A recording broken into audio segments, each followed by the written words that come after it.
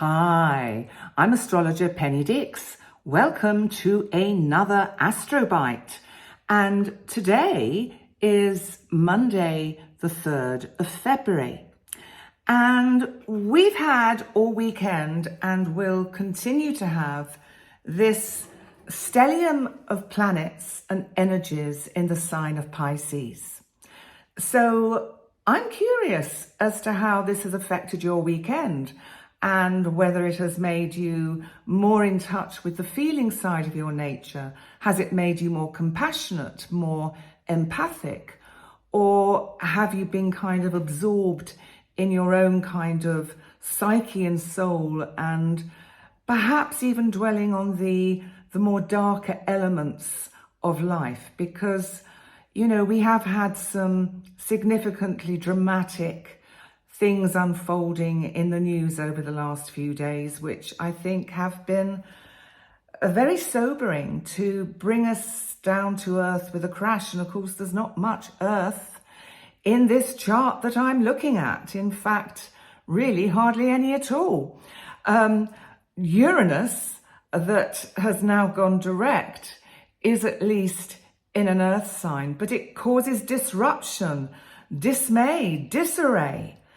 But the transit I'm here to talk about today is Venus. Venus conjunct the North Node. This is a significant transit, partly because they are both at 29 degrees, 42 minutes of the sign of Pisces. So therefore, they really are at this end point of a karmic cycle, you could say. And because Venus represents relationship, love, the feminine, the divine feminine, how we value ourselves, but also remember money and finance and, you know, our material wealth come under the domain of Venus because it rules Taurus and Libra. And the only other little bit of earth is coming from the South Node in Virgo. And the South Node in Virgo in the event chart is kind of stuck outside on its own and just not finding the energy or power to support where the North Node is suggesting Venus needs to go. This is like an unfolding destiny. This is about maybe the culmination, the conclusion of a long story, a long process, and a story that needs to change, to transform. Let's use that word, transform, to transition. Pluto, in fact, is kind of sextiling both Venus and the nodes. So it's bringing in a little bit of supportive energy to say, come on, we can do this. We can get beyond this chasm of what might seem like the depths of the ocean that one is potentially drowning in. There is a sense of overwhelm with this Venus conjunct the North Node. Overwhelm, and yet there is also the sense of hope, of the knowing, the knowledge, the faith that light always comes after dark. And, you know, Venus is going to go retrograde. So we're going to get Venus in this part of our charts for quite a while over the next few months. And so it doesn't go retrograde. I think it's the beginning of March, but it's in its retrograde shadow. So even though something might feel as if it has come to a complete stop, a conclusion, an ending, I think something comes back. There are other areas of this situation that need to be addressed and have not yet been fully solved or processed. So there is something about destiny, karmic destiny. Whatever it is that you may have been going through over the last few months or even years, with perhaps a significant situation in your life, it's a time for review and transition. It's a time to assess what you can take forwards with you into the future, what you have gained in knowledge, what you have learned, how these situations that occur in our lives, these sometimes tragedies, dramas, difficulties, battles, how we can use them in a transformative and growth-provoking way. The moon today is in Aries and is actually squaring both Pluto in Aquarius and Mars still, can I see with my eyes? Yes, still retrograde in Cancer, because it does actually go direct this month. But for the life of me, I can't remember the date at the moment. But so we've got the moon squaring Mars and Pluto. This could be a poignant day, a day of reflection, a day of, in some ways, perhaps wanting to not have to feel the feelings, not have to feel the energies that are around of, well, you know, wanting to be a bit of an ostrich and just go on to the next event. Let's put that in the drawer belonging to the past and move on. But, you know, sometimes we can't shut that drawer or that door. And this is about things that do have to be addressed. Now, Mercury today is trining Jupiter. So there is light at the end of our proverbial tunnel. Mercury, our planet of communication, our planet of thinking, of thought, of ideas, of the internet and social media. It's in Aquarius at the moment.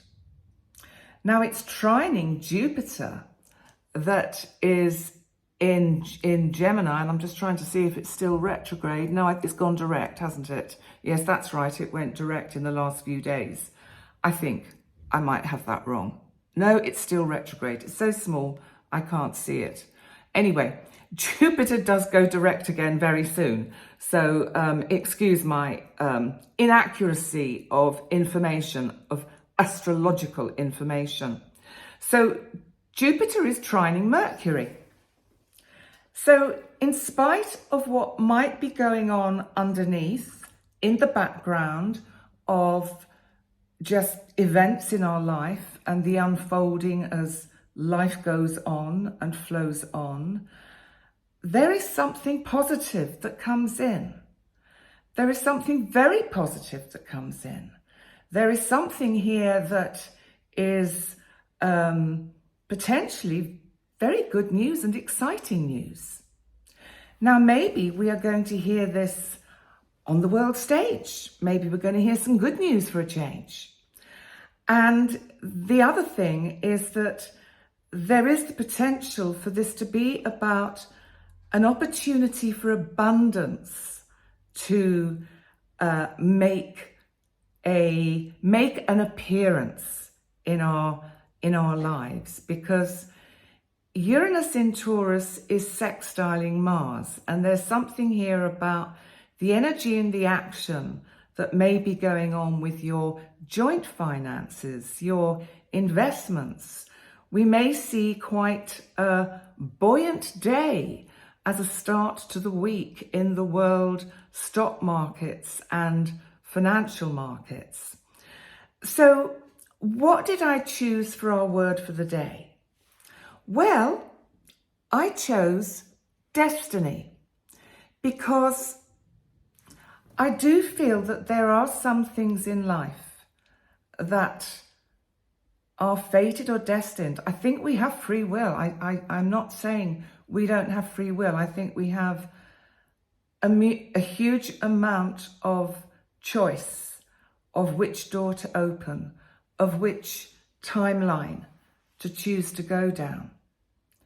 But destiny, is it that, and this is a kind of rhetorical question, is it that everything is in a kind of way destined, and that whichever timeline or path we take, we are still going to meet our destiny, meet the future that has been, let's say, written for us? I mean, this is where astrology is, I think, incredibly helpful, because it can show us the best way, the most productive and perhaps even easy way to follow the choices that we make, to initiate and make the changes that we wish to make. And when we don't, or when we can't see the future, and in a sense, that's a kind of paradoxical question, because we can argue that we can never see the future. And I'm thinking of this Venus conjunct Neptune, because Neptune is mist and fog, and we've just had that. We're just coming out of that energy, and really Neptune, Venus and the North Node are still all conjunct. And Neptune provides illusion, confusion. Be clear, specifically at this time, with the energies that are around, as we complete one circuit of the zodiac. Be clear about what you want to bring forwards into your life. Be clear about what is best for you, what is for, as Pam Gregory terms it, the highest good of yourself and the highest good of others. Because I think if we are able to intend that, then actually everything is okay. And everything is and unfolds in the way that is meant. So William Jennings Bryan said, "Destiny is no matter of chance. It is a matter of choice. It is not a thing to be waited for. It is a thing to be achieved."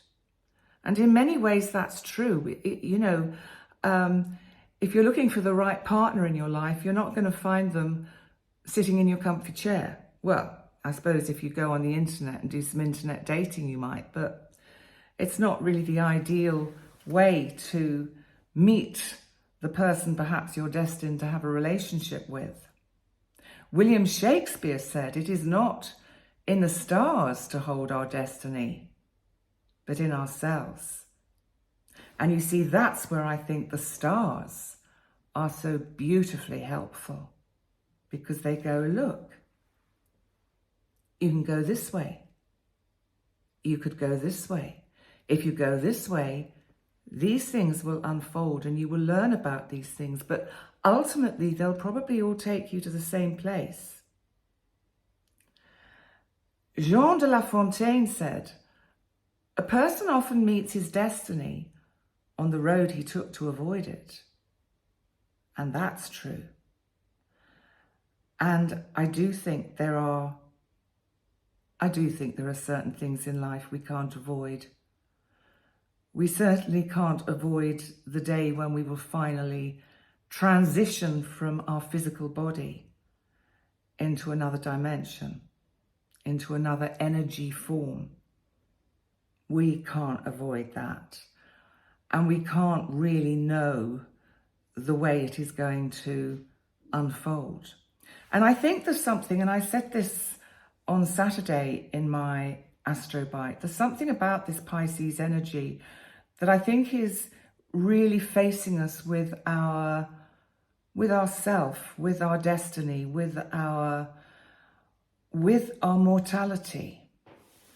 And when we really face our mortality and look it squarely in the eye, it can help ground us in what is an ocean at the moment of Piscean emotion. So Tony Robbins said, it is in your moments of decision that your destiny is shaped. So there's a more positive tack on it. And Thomas Merton said, love is our true destiny. We do not find the meaning of life by ourselves alone. We find it with another. And that's true and not true, I think, because in my opinion, we can want to give love and we can want to receive love, but we're not always lucky enough, if it is lucky, or fortunate enough to have another, to love in the way that the myths and the stories of old tell us we should experience, so that we're constantly striving for that which we cannot quite grasp. And Steve Jobs said, you can't connect the dots looking forward. You can only connect them looking backwards. Guess so. So you have to trust that the dots will somehow connect in your future. I like that because that's kind of a modern take on have faith. Have faith that your intentions will unfold in the way they're meant to unfold. And then there's another quote here by Dieter F. Uchtdorf, if I have pronounced this person's name right. Our destiny is not determined by the number of times we stumble, but by the number of times we rise up, dust ourselves off, and move forward. Ramana Maharishi said, whatever is destined not to happen will not happen, try as you may. And whatever is destined to happen will happen. Do what you may to prevent it, but this is certain. I think it comes back to our desire to have control over the future, our difficulty in living with uncertainty, our amnesia about the fact that most of the things we worry about never actually happen. Because actually it's true, isn't it? Some of them do, but on the whole, most of the things we worry about never actually happen, or at least not in the way we imagine. Max Lucado said, the difficulties have taken much away. I get that, but there is one gift your trouble cannot touch, your destiny. And that really is, I think, acknowledging that there is a higher power, a divine intelligence that, as I often say, has our backs. Henri Frédéric Amiel said, destiny has two ways of crushing us. By refusing our wishes, and by fulfilling them. Well, that's where we say, be careful what you wish for, isn't it? Because it may just happen. So on that note, again, a rather sobering Astrobite to start the week. But, you know, life isn't always up here. It has colour. It has ebbs and flows. It has highs, mediums and lows. And when we are down on the lower part of that cycle, at least we know there's only one way to go. So on that note, thank you so much for joining me for yet another Astrobite. And please remember to like, comment and subscribe. And I look forward to seeing you next time. Bye for now.